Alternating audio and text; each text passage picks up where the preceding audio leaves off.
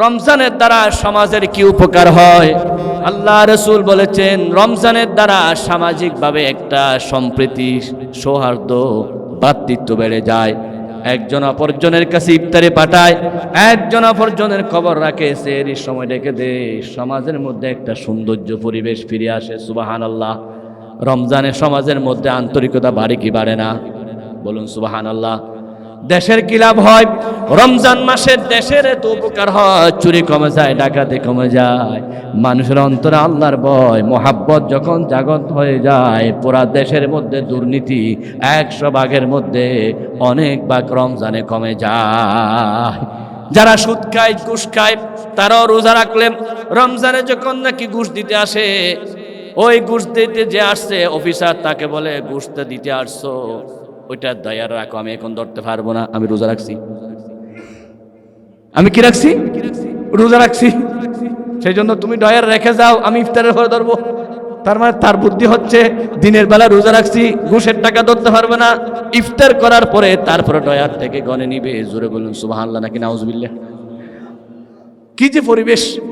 রাসূল কারীম সাল্লাল্লাহু আলাইহি ওয়াসাল্লাম বলেন, এবার শোনো, এটা তো বিজ্ঞানীদের কথা, ইবনে সিনার কথা, আমার বন্ধুগণ নোবেল বিজয়ীর কথা, আমার নবী সব কিছুর বিজয়ী মহান রাহমাতুল লিল আলামিন, তিনি কি বলেছেন শুনেন। তিনি বলেছেন রমজানের রোজা রাখলে বান্দার অনেক উপকার হয়। একটা উপকার বলি। 1 নাম্বার উপকার হলো বান্দা জীবনে যত গুনাহ করেছেন সমস্ত গুনাহগুলো মাফ করার জন্য বড় ওষুধের নাম হলো রোজা। বলুন সুবহানাল্লাহ। 2 নাম্বার উপকার হলো বুখারী মুসলিম শরীফের হাদিস, আন আবি হুরায়রা রাদিয়াল্লাহু তাআলা আনহু قال قال رسول الله صلى الله عليه وسلم كل عمل ابن آدم يضاعف الحسنة بعشر أمثالها إلى 700। দুনিয়াতে যত ভালো কাজ আছে সব ভালো কাজের প্রতিদান 7 গুণ, 70 গুণ, 100 গুণ, 700 গুণ হয়। কিন্তু রমজানে রোজা যারা রাখে তাদের প্রতিদান স্বয়ং আল্লাহ নিজেই হয়ে যায়। সম্মানিত নায়েবে রাসূল, হযরত উলামায়ে কেরাম, শ্রদ্ধাভাজন মুরব্বিয়ানে আযম, বারাদারান ইসলাম, সুধী মণ্ডলী, আসসালামু আলাইকুম ওয়া রাহমাতুল্লাহি ওয়া বারাকাতুহু। দুসরা রমজান 1447 হিজরি, 7 ফাল্গুন 1432 বঙ্গাব্দ, 20 ফেব্রুয়ারি 2026 সাল, মাহে রমাদানের প্রথম জুমায় যে মুনিব আমাদেরকে আল্লাহর ঘরে আনলেন, আল্লাহর ঘরে বসালেন, আল্লাহর ঘরে মেহমান হওয়ার তৌফিক দিলেন। মুনিবের দরবারে জবান খুলে মোহাব্বত নিয়ে সকলে পড়ি আলহামদুলিল্লাহ। আর বড় আওয়াজে পড়ি আলহামদুলিল্লাহ। কারণ রমজানে রোজা নিয়ে একবার আলহামদুলিল্লাহ বলা আর রোজাবিহীন একবার বলা 70 গুণ ডিফারেন্স। আলহামদুলিল্লাহ। প্রত্যেকটা আমল 70 দিয়ে শুরু হয় রমজান মাসে। অন্য মাসে যদি একটা সালাম দেন, একটা সালামের পরিবর্তে একটা সালামের সওয়াব, আর রমজান মাসে একটা সালাম দিলে 70টা সালামের সওয়াব। সুবহানাল্লাহ। এবার প্রত্যেক আমলের ক্ষেত্রে 70 গুণ আল্লাহ বাড়াইয়ে দিবেন। এটা হচ্ছে রমজানের ফজিলত, রমজানের বরকত। রমজান মাস শুরু হয়েছে, একটা হচ্ছে মাসের ফজিলত, আরেকটা হচ্ছে রোজার ফজিলত। পুরা মাসের ফজিলত, পুরা মাসের ফজিলত বর্ণনা করতে গিয়ে আল্লাহ রাব্বুল আলামিনের নবী ঘোষণা করেছেন, নাসাই শরীফের হাদিস, ওয়া আবি হুরায়রা রাদিয়াল্লাহু তাআলা আনহু قال قال رسول الله صلى الله عليه وسلم আতাকুম রমাদান শাহরুম মুবারক ফরদাল্লাহু আযজা ওয়া জাল্লা আলাইকুম সিয়ামাহু। তোমাদের কাছে হাজির হয়েছে মাহে রমাদান, তোমাদেরকে আল্লাহ ফরজ করেছেন রমজানের রোজা রাখা। এই মাসের ফজিলত কি? তুফতাহু ফিহি আবওয়াবুস সামা, আকাশের সকল দরজা খুলে দেওয়া হয় রমজানের চাঁদ দেখা যাওয়ার সাথে সাথে। বলি সুবহানাল্লাহ। ওয়া তুগলাকু ফিহি আবওয়াবুল জাহিম, জাহান্নামের সকল দরজা বন্ধ করে দেওয়া হয়। সুবহানাল্লাহ। তুগলাকু ফিহি মুরদাতু শায়াতিন, সকল শয়তানকে শিকল বন্দী করা হয়। মানে আমরা যে আয়নাঘরের কথা শুনেছি, সেই সকল বড় বড় শয়তানদেরকে এখন কোথায় ঢুকানো হবে? আয়না করে শিকলবন্দি করে ঢুকানো হয়েছে। ফিহি লাইলাতুন খায়রুম মিন আলফি শাহর, এই মাসের মধ্যে একটা রাত আছে যে রাত হাজার মাসের চাইতে উত্তম। মান হারুমা খায়রাহা ফাকাদ হারুম, যে ব্যক্তি সেই রাতের কল্যাণ থেকে বঞ্চিত হয় সে যেন পরিপূর্ণভাবে বঞ্চিত হয়ে যাচ্ছে। নাসাই শরীফ। তাহলে এই মাসের ফজিলত কত যে বেশি। এই মাসের একটা নাম হচ্ছে শাহরু রমাদান। শাহরুন মানে মাস, আর রমাদান আমরা বুঝতেছি। রমাদানকে রমাদান বলা হয় তার কারণ হচ্ছে রমাদান শব্দটি আসছে রমদ থেকে, র মিম দ, রমাদুন। রমাদুন মানে হচ্ছে জ্বালিয়ে ফেলা, বর্ষ করে দেওয়া। আপনি যখন আগুনের মধ্যে কোনো একটা জিনিস জেলে ফেলবেন, সেটাকে আর তাকে জেলে ছারকার হয়ে যাবে। ঘরে আগুন লাগলে ঘর পুড়ে ছারকার হয়ে যাবে। যেটাকে পুড়ে ফেলা হয় সেটাকে রমাদান বলা হয়। তাহলে রমজানকে রমজান বলা হয় কেন? রমজানের মাধ্যমে মানুষের জীবনে যত গুনাহ আছে সবগুলোকে আল্লাহ পুড়ে ছাই করে ফেলেন, সারকার করে ফেলেন। সুবহানাল্লাহ। এই জন্য রমাদানকে রমাদান বলা হয়। রমাদান মাসের ফজিলত, এক নম্বর এই মাসের নাম শাহরু রমাদান। দুই নম্বর এই মাসের নাম হচ্ছে শাহরুল কোরআন। আল্লাহ রাব্বুল আলামিন বলেন, শাহরু রমাদানাল্লাযী উনজিলা ফীহিল কুরআন হুদাল লিন-নাসি ওয়া বাইনাতিম মিনাল হুদা ওয়াল ফুরকান ফামান শাহিদা মিনকুমুশ শাহরা ফালইয়াসুম। শাহরু রমাদান, এই মাসে নাজিল হয়েছে আল্লাহর কোরআন, সেজন্য এই মাসের আরেকটা নাম হচ্ছে শাহরুল কোরআন। এই মাসের আরেকটা নাম হচ্ছে শাহরুল মুবারক। এই মাসকে বলা হয় বরকতপূর্ণ মাস। এই মাসের চতুর্থ নম্বর নাম হচ্ছে শাহরুল বারাকা। এই মাসের পঞ্চম নম্বর নাম হচ্ছে শাহরুর রহমা। রসুল বলেছেন এই মাসের চাঁদ দেখা যাওয়ার পর থেকে প্রতি রাত আল্লাহর পক্ষ থেকে স্পেশাল রহমত নাজিল হতেই থাকে। সুবহানাল্লাহ। সেজন্য এই মাসের পাঁচ নম্বর নাম কি? শাহরুর রহমা। এই মাসের 6 নম্বর নাম হচ্ছে শাহরুল মাগফিরাহ। এই মাসে আল্লাহ রাব্বুল আলামিন বান্দার গুনাহ ক্ষমা করতেই থাকে। নবীজি বলেছেন, তোমাদের ঘরের পাশে যদি একটা কূপ থাকে, সেখানে গোসল করলে দিনে 5 বার শরীরে যেমন কোনো ময়লা থাকে না। কেউ যদি দিনে নামাজ পড়ে 5 বার, জীবনে কোনো গুনাহ থাকতে পারে না। এরপরও ছোটখাটো যত গুনাহ আছে, রমজানের চাঁদ ঢুকে যাওয়ার সাথে সাথে আল্লাহ রাব্বুল আলামিন বান্দাদেরকে সব গুনাহ মাফ করতে থাকে। সুবহানাল্লাহ। এই মাসের 8 নম্বর নাম হচ্ছে শাহরুন নাজাত। আল্লাহ রাব্বুল আলামিন এই মাসে অসংখ্য জাহান্নামী লিস্টেড মুক্ত মানুষদেরকে জাহান্নাম থেকে নাম কেটে জান্নাতি বানায়া দে। সুবহানাল্লাহ বলেন। ওয়ালিল্লাহি উতাকাউ মিনান নার। প্রতি রাত আল্লাহ রাব্বুল আলামিন ঘোষণা করে দেন, আমি তোমাদেরকে জান্নাতি বানানোর জন্য হাজির হয়েছি। আসো আসো, জাহান্নাম থেকে নামটা কাটায়া জান্নাতে নাম তুলে নাও। আল্লাহ যেন আমাদেরকে জাহান্নামের নাম কেটে দেয়। জোরে বলুন আমিন। এই মাসের আরেকটা নাম হচ্ছে শাহরুস সুহুর। এই মাসে সেহরির মাস। কি আনন্দময় সেহরি! আল্লাহর হাবিব বলেছেন, তাসাহহারু ফাইন্না ফিস সুহুরি বারাকা। তোমরা সেহরি খাও, সেহরির মধ্যে সরাসরি বরকত নাজিল করেছেন কে? আল্লাহ রাব্বুল আলামিন বরকত দেন। আরেকটা নাম হচ্ছে শাহরুল ইফতার। এই মাসে ইফতারের জমজমাট আয়োজন। এটা বললেই আমরা মনে করি রাজনৈতিক ইফতার, বিভিন্ন ফাটি ইফতার, কতজন কত স্বার্থ নিয়ে ইফতার করে, কিন্তু না, আসল উদ্দেশ্য হচ্ছে আল্লাহর বান্দাদেরকে ইফতারে করানো। যেভাবে পারি বান্দাদের জন্য ইফতারে আমরা একে অপরকে হাদিয়া পৌঁছাই দেব, ইফতারে পৌঁছাই দেব। সাহাবা একরামে হাদিসটা বলার পর, হুজুর আমাদের তো সামর্থ্য কম, টাকা পয়সা কম, আরেকজনকে ইফতারি করাতে পারবো না, নিজেরা খাইতে পারি না।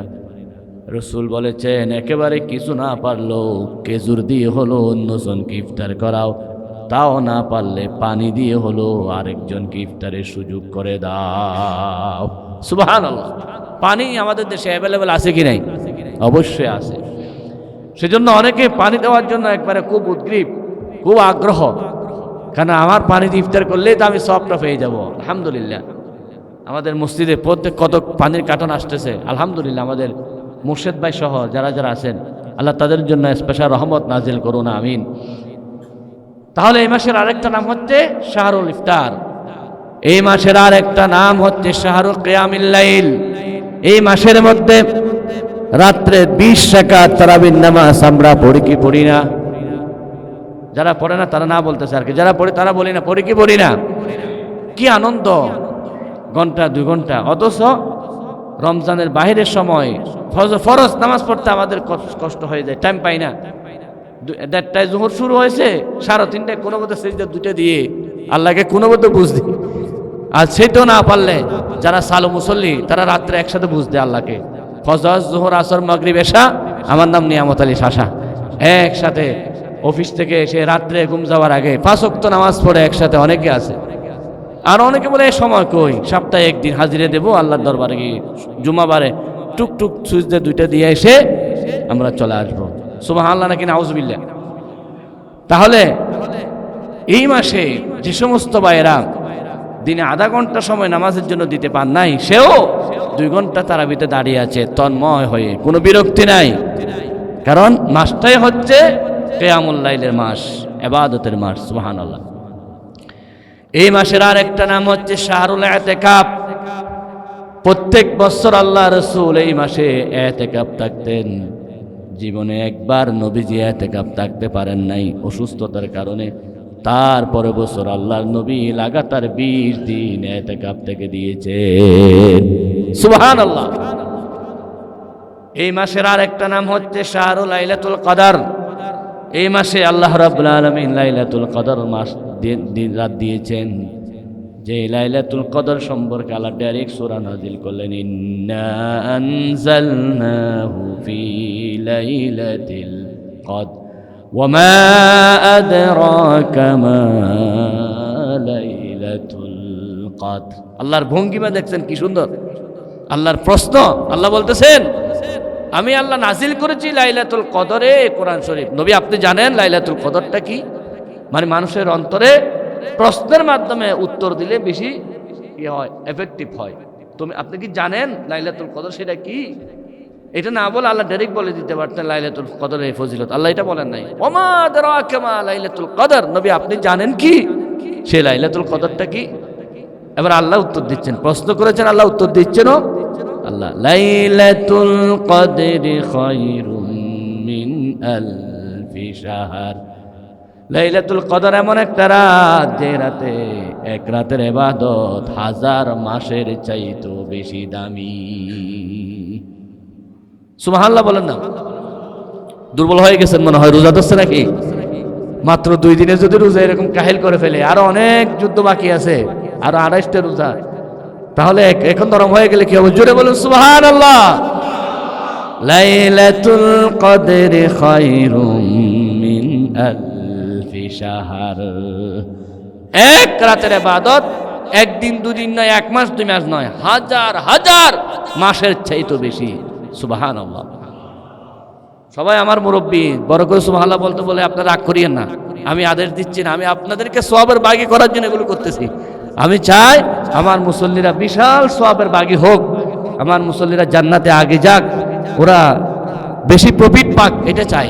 আমি নিজের জন্য চাইতেছি, সবার জন্য চাইতেছি। সেই জন্য বলে ছোট একটা ছেলে আমাদেরকে আদেশ করতেছে কেন, ওটা ও বলবে, আমরা মনে চাইলে বলবো, না হলে বলবো না, এটা এরকম মনে করিয়েন না। আমি চাই আপনারাও সওয়াবের ভাগী হন, যেখানে উৎসাহ দিলে সওয়াব বেশি পাবেন সেটাই দিচ্ছি। এই মাসের অনেক নাম, এগুলো হচ্ছে মাসের ফজিলত, পুরো মাসটাই ফজিলতপূর্ণ এই মাসের। তাহলে আমরা এখন প্রায় 10-12টা ফজিলত পেলাম। কোন মাসের ব্যাপারে কি এরকম কথা আমরা পেয়েছি? যে আসমানের দরজা খুলে দেয়, জান্নাতের দরজা খুলে দেয়, জাহান্নামের দরজা বন্ধ করে দেয়, শিকল বন্ধ করে দেওয়া হয়। আরেকটা ফজিলত হচ্ছে এই মাসে আসলে কবর আযাব মাফ হয়ে যায়, মুর্দাদের কবর আযাব মাফ করে দেওয়া হয়। সুবহানাল্লাহ। আমরাও তো এরকম থাকবো এক সময়। আল্লাহ যাতে এই মাসের উসিলায় পুরা 11 মাসও আমাদের কবর আযাব মাফ করে দেন। আরো জোরে বলো আমিন। তাহলে কত ফজিলতের কথা বলবো। এটা হচ্ছে মাসের ফজিলত। আচ্ছা, মাসের ফজিলত তো পাইলাম, এই মাস দ্বারা ব্যক্তির ফজিলত কি? আমি যে রোজা রাখবো আমার কি লাভ হবে? আমার একটা ফজিলত দরকার আছে না? আমার কি মর্যাদা বাড়বে? হাদিস এবং কোরআনের দৃষ্টিতে মর্যাদা তো বাড়বেই। এই রোজার মধ্যে আমরা তো আখিরাত কম বুঝি, দুনিয়া বেশি বুঝি। কারণ দুনিয়া যা পায় নগদ পাই। আমরা বলি না নগদ যা পাও হাত পেতে নাও, বাকির কথা শূন্য থাকে। দুনিয়া আমরা এমন বুঝি যে দুনিয়াতে নগদ 500 টাকা পাইলে প্রয়োজনে আমরা একটা চোর টাকা সন্ত্রাসকেও ভোট দিতে চিন্তা করি না। কারণ 500 টাকা দরকার আমার, 5 বছর কি হবে, ইনসাফ কি হবে, ন্যায় এগুলো আমার দরকার নাই, আমার নগদ টাকা দরকার। আমরা তো দুনিয়াটাই বেশি বুঝি। দাজ্জাল যেদিন আসবে সেদিন হাদিসের মধ্যে আসে দাজ্জালের কপালে লিখে থাকবে কাফ রা ফা, কাফের। কি লিখে থাকবে বলেন না? দাজ্জালের কপালে কাফের লিখে থাকবে। তারপরেও অনেক ইমানদার দাজ্জালের পক্ষে হাত মিলাবে, অথচ তার কপালে কি লিখে আছে? কাফের লিখে আছে। সত্যিকার ইমানদার যারা, তারা দাজ্জালের সাথে যুদ্ধ করে, তোমাকে মানি না, তুমি দাজ্জাল, তুমি কাফের লেখা আছে, তোমার চোখ খানা। রাসূল বলেছেন দাজ্জাল একটা চোখ কি খানা, হাদিসে সব বলে দিয়েছেন। এমন একটা সময় আসবে মানুষ ডাইরেক্ট দাজ্জাল দেখবে, খানা চোখ দেখবে, কাফের লেখা দেখবে। এরপরেও মানুষ সে দাজ্জালের হাতে হাত দিয়ে বায়াত নেবে, ঠিক আছে আমি তোমাকে মানি, তোমাকে আমি না তা মানি। দাজ্জালের কপালে কাফের লেখা দেখেও, খানা চোখ দেখেও যেভাবে করে দাজ্জালকে কিছু মানুষ সমর্থন করবে, সঠিক বিবেকটি বলুন, ওরা কি ভালো মানুষ? হ্যাঁ, সে দেখতেছে কাফের লেখা আছে, সে দেখতেছে কানা চোখ। অনুরূপভাবে আমার দেশের কিছু লোকেরা এমন কিছু মানুষ দেখে যে নিশ্চিত জানে সে ছাদাবাজ, নিশ্চিত জানে সে ব্যাংক ডাকাতি করেছে, অনেক টাকা ঋণ খেলাপি, এরপরও তাকে ভোট দেয়। তার মানে কানা চোখ দেখার পরেও, দাজ্জালে কাফের লেখা দেখার পরেও কাফেরকে সহযোগিতা করা, যেমন এরকম একটা চাঁদাবাজ, একটা বাটপার, একটা টাউটকে ভোট দেওয়া, তেমন সে নিশ্চিত যে চাঁদা করবে, সে নিশ্চিত যে দুর্নীতি করবে, সে নিশ্চিত যে খারাপ কাজ করবে, তারপর আমি তোমাকে ভোট দেবো, কারণ আমি তোমার দলে হতে চাই। কিয়ামত বুঝি না, আমি নগদ 500 টাকা পেতে চাই। এবার কি সুবহানাল্লাহ বলবো নাকি নাউজুবিল্লাহ বলবো? অর্থাৎ আমরা নগদটা বেশি বুঝি, আখিরাতটা কম বুঝতে চাই। সেজন্য নগদ যদি আমরা দুনিয়াতে লাভ চাই, একটা দুইটা বিজ্ঞানী নয়, অনেক বিজ্ঞানীরা রোজার উপকারিতা নিয়ে গবেষণা করেছেন। ইবনে সিনা, যেটা ডাক্তার জগতের সবচেয়ে বড় ডাক্তার বললেও চলে, এটা আবু সিনা ছিল, পরে ইবনে সিনা হয়েছে। সে টনিক রোগের চিকিৎসা, কোন রোগ যদি টনিক রোগের চিকিৎসক যেতেন, তিনি বলতেন শুধু 3 সপ্তাহ রোজা রাখবা, তোমার টনিক রোগ ভালো হয়ে যাবে। এটা হচ্ছে ডাক্তার ইবনে সিনার 1 নম্বর পরামর্শ। এইভাবে করে বৈজ্ঞানিকগণ গবেষণা করে বলেছেন, মানুষ যদি তারুণ্যকে ধরে রাখতে চায়, বুড়া কলে গাল ভেঙে যায়, চোখ ভিতরে ঢুকে যায়, একটা দুর্বল হয়ে যায় না, সেটা না হয়ে তারুণ্য যদি ধরে রাখতে চায়, তাহলে 3টা কাজ করতে হবে। 1 নম্বর হচ্ছে বেশি বেশি রোজা রাখতে হবে। যে বেশি বেশি রোজা রাখবে তার শরীরের তারুণ্য ঠিক থাকবে, লাবণ্য ঠিক থাকবে, চামড়া ফোতা হয়ে যাবে না, তাড়াতাড়ি দীর্ঘদিন থাকবে। আরেকটা হচ্ছে জাইতুন। কোরআনুল কারীমে আল্লাহ রাব্বুল আলামিন জাইতুনের কথা 7 বার বলেছেন। যারা ডেলি 7টি জাইতুন ফল খেতে পারে তাদের তারুণ্য ঠিক থাকে, যৌবন তো ঠিক থাকে। বেশি বেশি ইবাদত করা, ব্যায়াম করা, শারীরিক চর্চা, তাহলে খানা কন্ট্রোল করা, আর আল্লাহর পক্ষ থেকে দেওয়া বিশেষ নিয়ামত খাওয়া, আজে বাজে খানা না খাওয়া। রাসূল করিম সাল্লাল্লাহু আলাইহি সাল্লাম বলেছেন, কোমরকে সোজা রাখার জন্য, মেরুদণ্ডকে সোজা রাখার জন্য কয়েকটি লোকমাই যথেষ্ট। আল্লাহর হাবিব বলেছেন, তুমি যদি সুস্থ থাকতে চাও তাহলে পেটকে 3 ভাগ করো।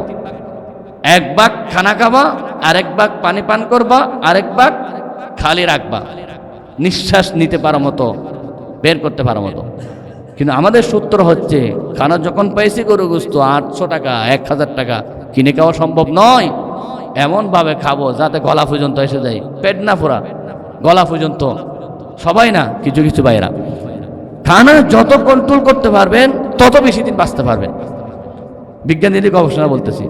কারণ কি, আল্লাহ আপনার জন্য বরাদ্দ করেছেন, মনে করেন 1000 বস্তা খাবার, 1000 বস্তা সোনাবুট আল্লাহ আপনার জন্য বরাদ্দ করেছেন। কিন্তু আপনি কম খেয়ে খেয়ে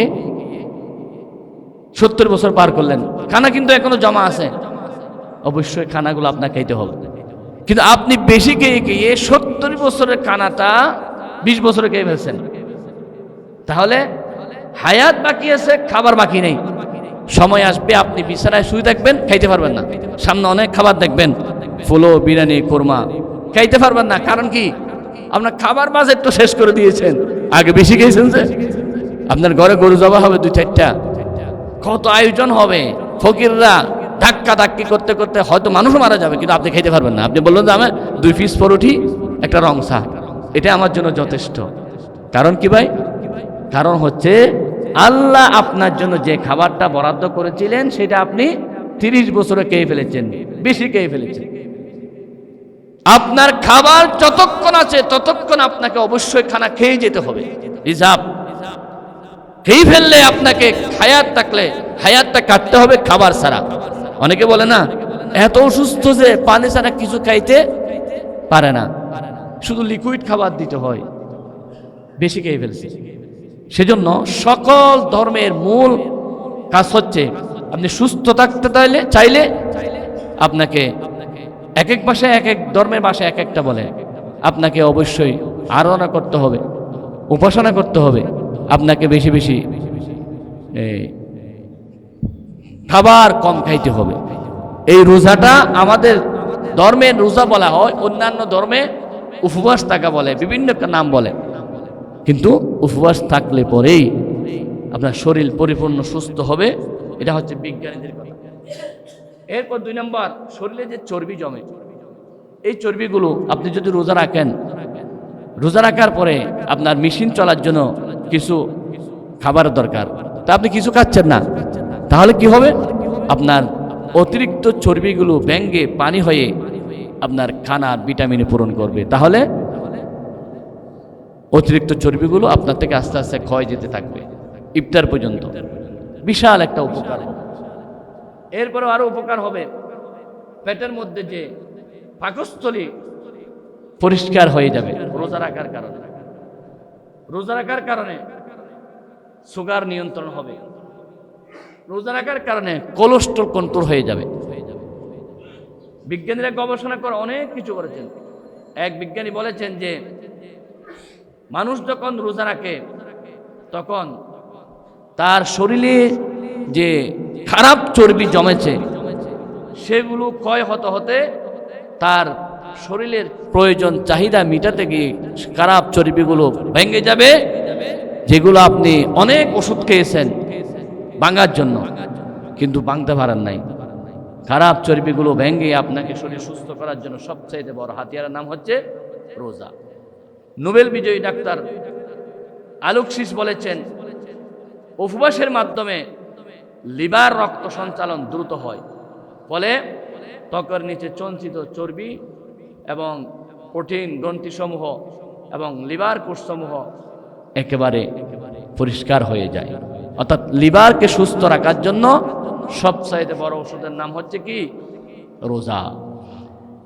ডাক্তার আইজ্যাক জেনিংস বলেছেন, যারা আলস্য ও গোড়ামির কারণে, অতিভোজনের কারণে নিজেদের সংরক্ষিত জীবনকে ভারাক্রান্ত করে আত্মহত্যার দিকে এগিয়ে নিয়ে গেছে, রোজা হচ্ছে তাদের জন্য মহা ঔষধ।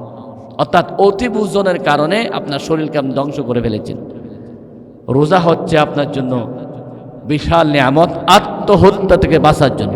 আপনার কিছু ভালো লাগবে না, ঘুম হবে না, টেনশন হবে, সব কিছুর ঔষধ হচ্ছে রোজা।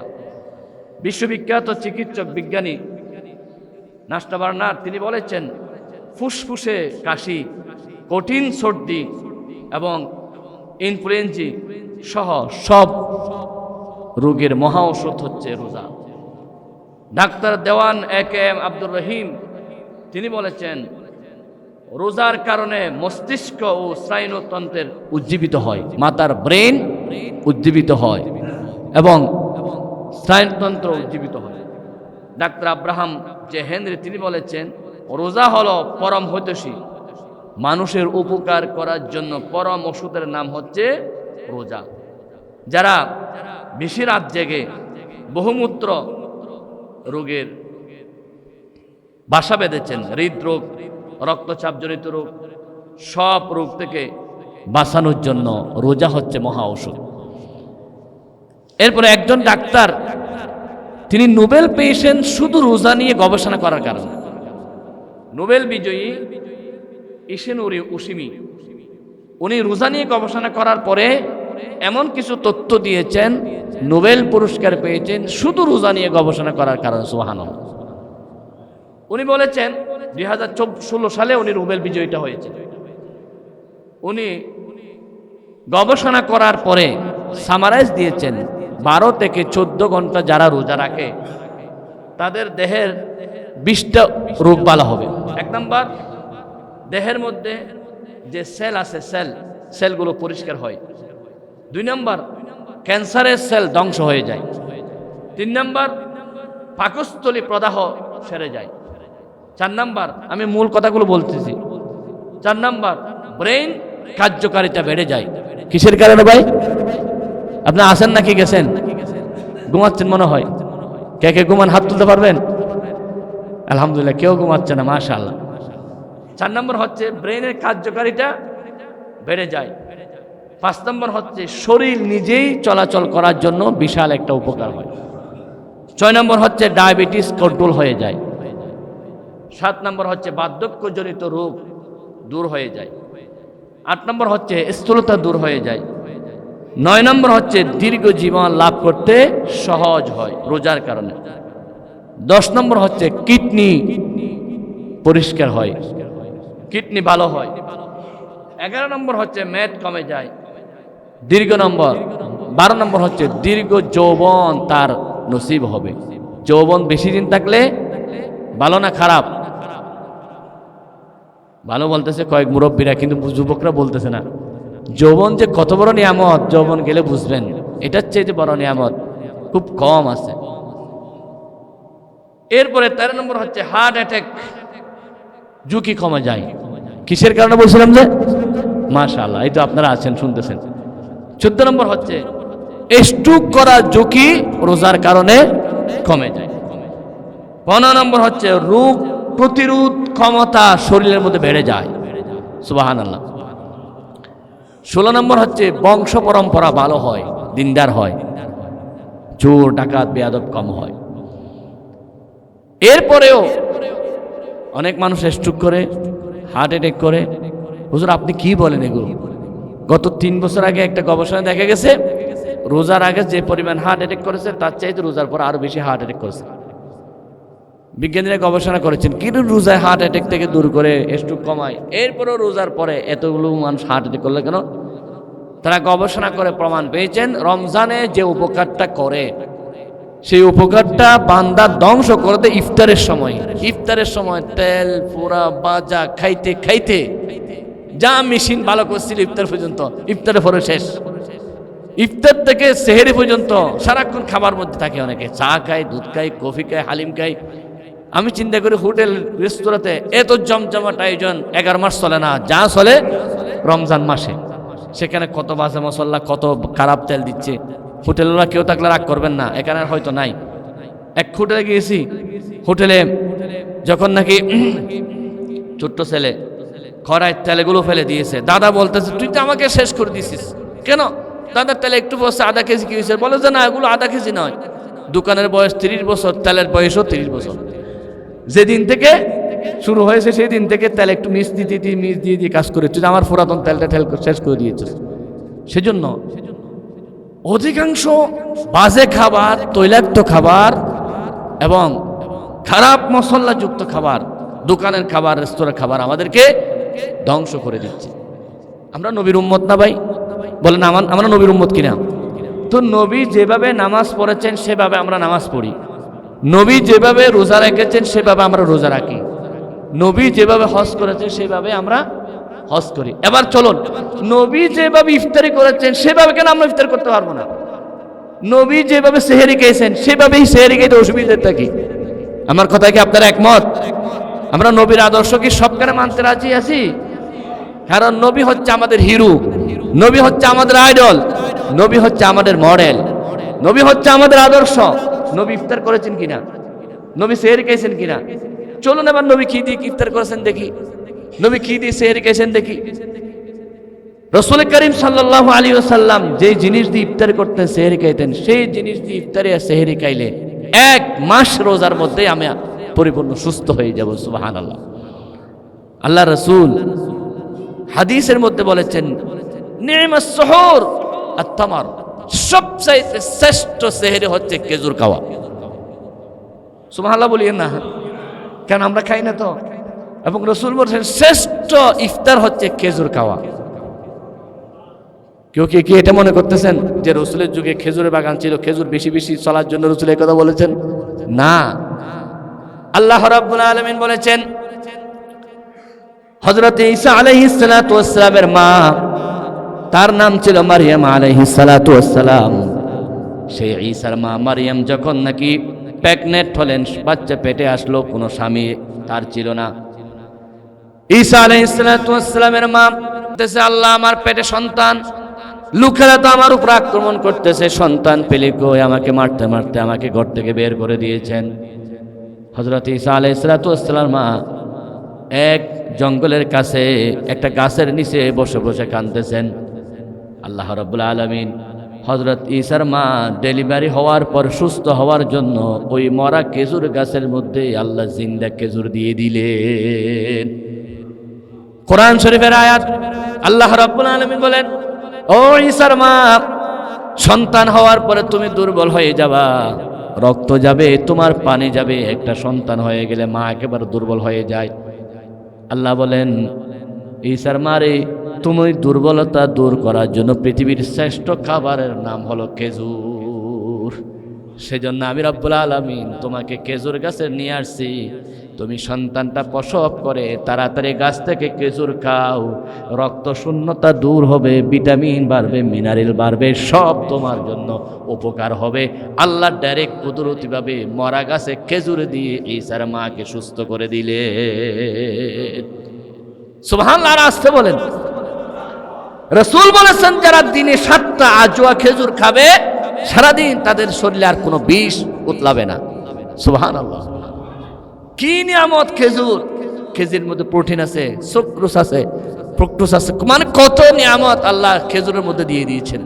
সুবহানাল্লাহ। সুতরাং খেজুর ইফতার যদি খেজুর দিয়ে করে, শরীর পুরাপুরি কি হয়ে যাবে? চাঙ্গা হয়ে যাবে।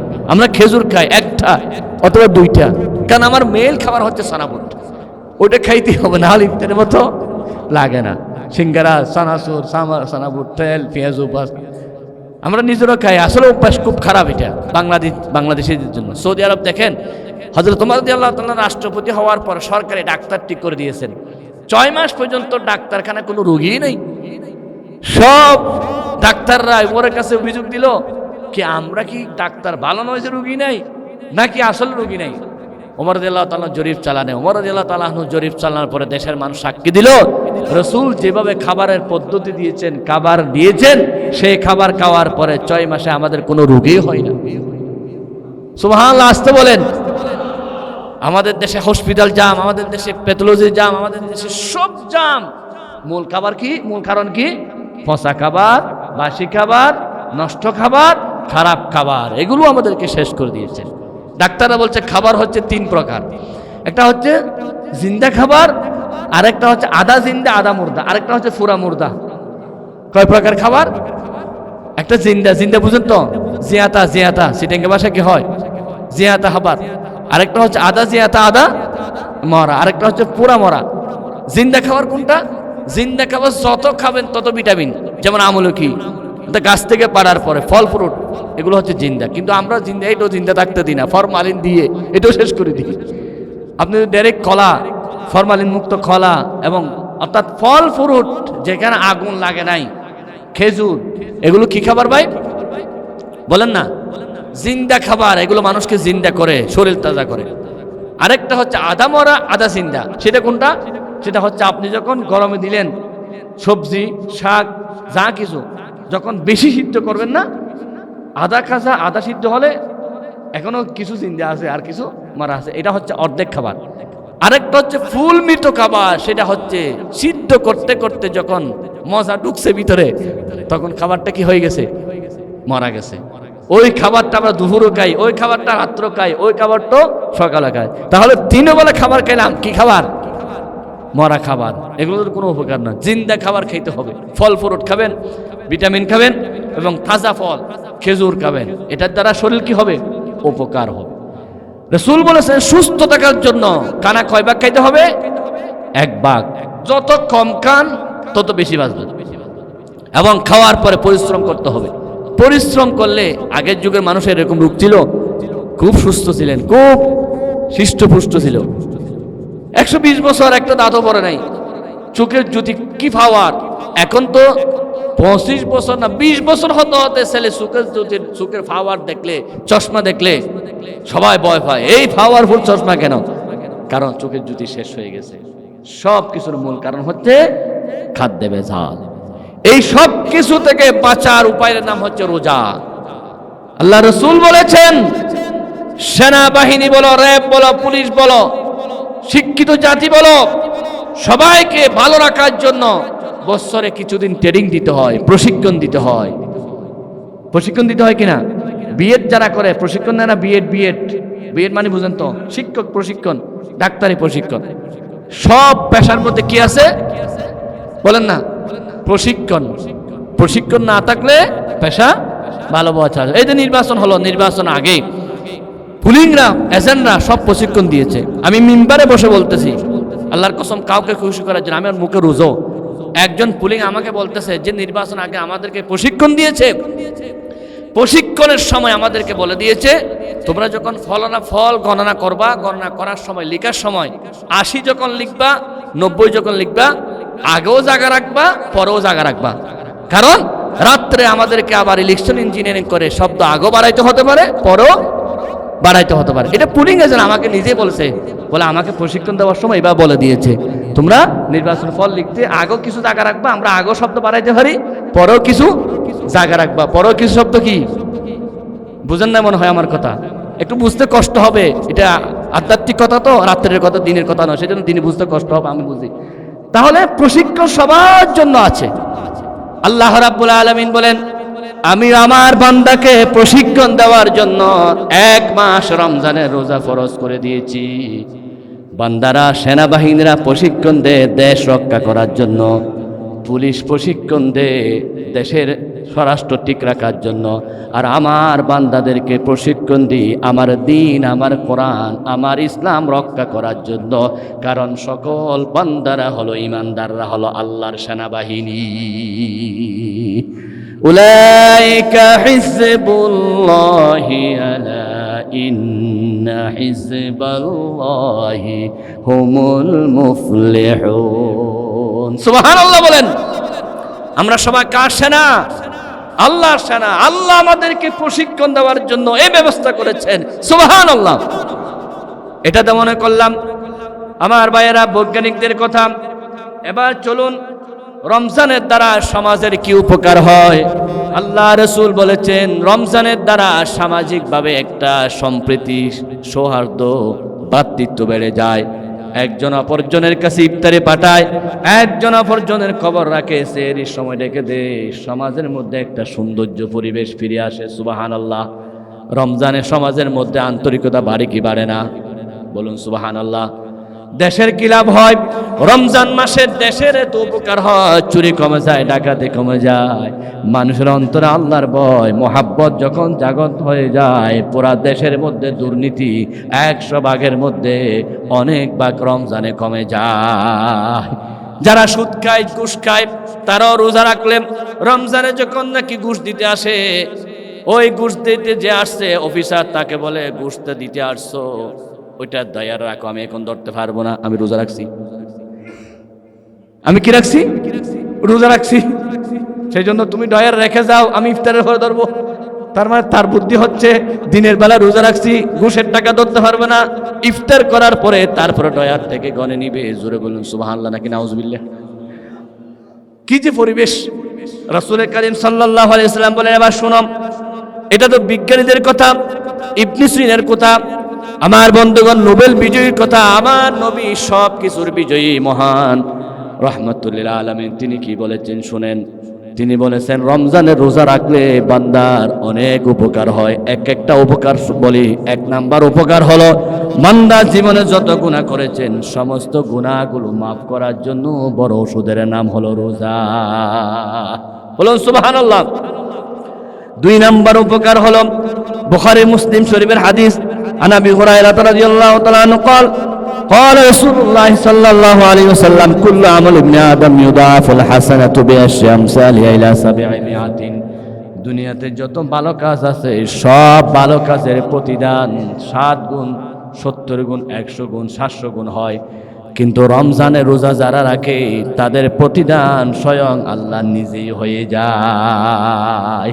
আসসামুলি ওয়া আনা আজসাবিহি ওয়া ফি রাওয়ায়াতিল উজসাবি, আল্লাহ নিজ হাতেই দেয়। যদি কেউ বলে যে সব দেশের মানুষকে রিলিফ দেওয়া হবে, কিন্তু নিউ চাঁদগাঁও আবাসিক এলাকায় আব্দুল করিম একজন লোক আছে, ওনাকে রিলিফ দেওয়ার জন্য প্রধানমন্ত্রী ডাইরেক্ট হেলিকপ্টার নিয়ে নিউ চাঁদগাঁও আবাসিকের মসজিদের সামনে নামবে, সেখানে একজনকে রিলিফ দিয়ে চলে আসবে। তার কত মর্যাদা! প্রধানমন্ত্রী নিজে হেলিকপ্টার নিয়ে এসে আব্দুর রহিমকে রিলিফ দিবে। আল্লাহ বলতেছেন অনুরূপ ভাবে যারা রোজা রাখে আমি কিয়ামতের দিন আমি ডেকে সরাসরি আমি আল্লাহ নিজ হাতে তাদেরকে পুরস্কার দেব, যারা আমি আল্লাহকে খুশি করার জন্য রোজা রাখে। সুবহানাল্লাহ। রোজা রাখার 3 নাম্বার উপকার হলো রোজা রাখতে গিয়ে মানুষের মুখে যে দুর্গন্ধ হয়, বুখারী মুসলিমের হাদিস, রাসূল বলেছেন খুলুফু ফামিস সাইবি আতিমু ইনদাল্লাহি মির রিহিল মিস, রোজা রাখতে গিয়ে মুখের দুর্গন্ধ আল্লাহর দরবারে মেশক আম্বরের চাইতে সুগন্ধি হয়ে যায়। ও রোজাদাররা সুবহানাল্লাহ বলেন না। আপনারা সুবহানাল্লাহ বলার জন্য আল্লাহ খুশি হয়ে যায়, ফেরেশতা লিখে রাখে সুবহানাল্লাহ। রোজাদারের 4 নাম্বার ফজিলত হলো নবীজি বলেছেন সালাসাতুল্লাহ তারুদ্দু দাওয়াতুহুম ইমামুন আদিলুন সাইম হাত্তা ইফতার ওয়াল মাসলুম, 3 জন মানুষ দোয়া করলে আল্লাহ কখনো ফেরত দেয় না। তন্মধ্যে একজন হলো রোজাদার, ইফতারির সামনে নিয়ে যা দোয়া করা হয় সব দোয়া আল্লাহ কবুল করে নেন। সুবহানাল্লাহ। 5 নাম্বার আল্লাহর হাবিব বলেছেন রোজা কিয়ামতের দিন সরাসরি আল্লাহর সাথে কথা বলবে, রোজা বলে দাঁড়াবে। আন আব্দুল্লাহ বিন আমর রাদিয়াল্লাহু তাআলা আনহুমা আন্না রাসূলুল্লাহ সাল্লাল্লাহু আলাইহি ওয়াসাল্লাম ক্বালা আস-সিয়াম ওয়াল কুরআন ইয়াশফা'আন লিল আবদি ইয়াকুলু আস-সিয়াম ইন্নী মানাতু আত-তা'আমাত ওয়াশ-শাহাওয়াত বিন-নাহার ফাশাফানি ফিহি ওয়া ইয়াকুলু আল-কুরআন ইন্নী মানাতু আন-নাওম। কোরআন এবং রোজা আল্লাহর দরবারে দাঁড়িয়ে বলবে আমি সারাদিন এই বান্দাকে খাইতে দিই নাই। রোজা বলবে, আল্লাহ বলেন তুমি কি বলো? রোজা বলবে যাকে আমি সারাদিন খাইতে দিই নাই আজকে জাহান্নামের আগুন তার গায়ে লাগতে দেব না। সুবহানাল্লাহ। কোরআন বলবে সারাদিন রোজা রাখার পরে রেস্টের সময় কোরআন শোনার জন্য চলে আসছিল, আমি কোরআন বলতেছি এই কোরআন প্রেমিক জাহান্নামে দেওয়া যাবে না।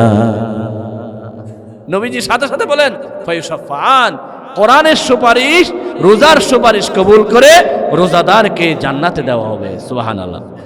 6 নাম্বার রাসূল বলেছেন যে লিসাইমি ফারহাতান, হাদিসের রাবি আবু হুরায়রা রাদিয়াল্লাহু তাআলা আনহু, ফারহাতুন ইনদা ফিতরিহি ওয়া ফারহাতুন ইনদা লিকাই রাব্বিহি, আমার নবী বলেছেন রোজাদারের জন্য 2টা বড় পুরস্কার, একটা হলো ইফতারির সময়, আরেকটা হলো কিয়ামতের দিন আল্লাহর সাথে দেখা হওয়ার সময়। সুবহানাল্লাহ। হাদিস সাক্ষী রাসূল বলে ইন্নাকুম সাতারাউনা রাব্বাকুম, দুনিয়াতে তোমরা যেভাবে চাঁদ দেখো সূর্য দেখো সেভাবে আল্লাহকে ডাইরেক্ট দেখতে পাবে। সুবহানাল্লাহ। 7 নম্বর উপকার রাসূল বলেছেন as-সিয়ামু জান্নাতুন, রোজা যারা রাখে তাদের জন্য ডাল হয়ে যাবে। একটা যুদ্ধে গেলে আমরা ডাল ব্যবহার করি, বুলেট প্রুফ গাড়ি ব্যবহার করি, কেউ যাতে আমাকে গুলি মারতে না পারে। নবী বলেছেন যারা রোজা রাখে তাদের শরীরে ডাল হবে, ওই ডালের কারণে জাহান্নামের আগুন লাগবে না। সুবহানাল্লাহ। 8 নাম্বার নবীজি বলেছেন মান সামা ইয়াওমান ফি সাবিলিল্লাহি বা'দাল্লাহু ওয়াজহাহু আনিন নারি 70 খরিফান। একটা রোজা যারা রাখলো তারা জাহান্নাম থেকে হাজার হাজার মাইল দূরে চলে যাবে। সুবহানাল্লাহ। 9 নাম্বার হচ্ছে জান্নাত লাভ হবে। রাসূল বলেছেন জান্নাতের জন্য আলাদা গেট থাকবে, একটা গেট শুধু রোজাদারের জন্য থাকবে, সেই গেটের নাম হলো রাইয়ান। যারা রোজাদার রাইয়ান গেটে তারা ঢুকবে। সুবহানাল্লাহ। 10 নম্বর হচ্ছে রোজা রাখা অবস্থায় কেউ যদি মারা যায় সে শহীদের মর্যাদা পাবে, সরাসরি জান্নাতে চলে যাবে, কোনো হিসাব হবে না। 11 নম্বর হচ্ছে যারা কষ্ট করে রোজা রাখে কিয়ামতের দিন নবীর সাথে তারা হাসর হবে। সুবহানাল্লাহ। কত ফজিলতের কথা বলবো, আরো শুনবেন? আরো শুনতে চান? আগামী জুমায় চলে আসবেন ইনশাআল্লাহ বন্ধু বান্ধব নিয়ে। আজকে ফজিলতগুলো আল্লাহ আমাদেরকে আমল করার তৌফিক দান করুন। ওমা তৌফিক ইল্লা বিল্লাহ। আসসালামু আলাইকুম ওয়া রাহমাতুল্লাহ। IUB media